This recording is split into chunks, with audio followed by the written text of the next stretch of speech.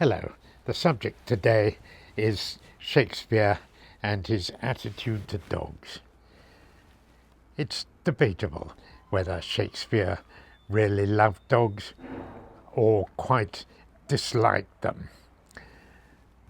The Elizabethan attitude to dogs in general was one of considerable disdain, of shouting and being quite rude to and about dogs. And a villain in Shakespeare's plays is often referred to as a dog, such as in his great play Richard III, the play that really vilifies King Richard III of England.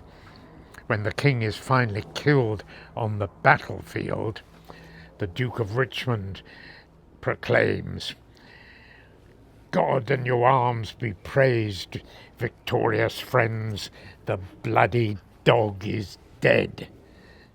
I brought my dog Rudy along to listen to this. In his play, King Lear, here is King Lear expressing his fury at his courtiers and other people, likening them all to dogs. He rants on like this: "Avaunt, you curs, be thy mouth or black or white, tooth that poisons if it bite, mastiff, greyhound, mongrel grim, hound or spaniel, brack or limb, bobtail, tyke or trundle tail, Tom will make him weep and wail, for with throwing thus my head, dog leapt the hatch and all are fled." That's King Lear having a real go at people and likening them to dogs all over the place. He even called his daughters dog-hearted, and he wasn't trying to be nice about them either, I can tell you. It's quite hard to find instances of people in Shakespeare who actually like dogs, or instances of dogs that are likeable.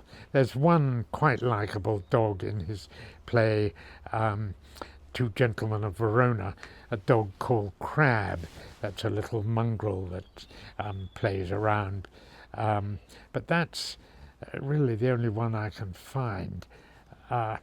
In general, Shakespeare, along with most Elizabethans, considered dogs to be something that you kicked when you felt in a bad mood. They didn't really have time or the money to spend on pampering dogs. But not all Elizabethans were like that. Mary, Queen of Scots, for example, famously took her little pet dog with her, hidden under her skirt, to her execution. And other people of that era who loved dogs included Martin Luther in Germany. He apparently couldn't write unless his little pet dog was lying at his feet. Some people think that Shakespeare might have been savaged by a stray dog. It often happened. There were a lot of stray dogs roaming around the country and in the towns, making a nuisance of themselves. Certainly there are no words of praise for dogs really in Shakespeare, such as you find in later writers. I mean, if you take someone such as Byron, Lord Byron, for example, writing of his beloved Mastiff Boatswain, in the early 19th century, he built a huge tomb for his dog, and he wrote this poem as an epitaph which ends, "In life the firmest friend, the first to welcome, foremost to defend, whose honest heart is still his master's own. Well, you don't get that in Shakespeare. Most Elizabethan dogs were there for a purpose, to guard or to actually fight in battle. And there was precious little time for praise or petting.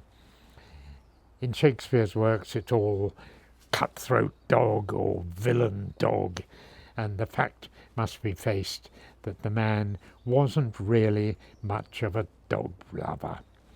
We can understand why, perhaps, and focus on his many positive aspects instead. Thanks for listening.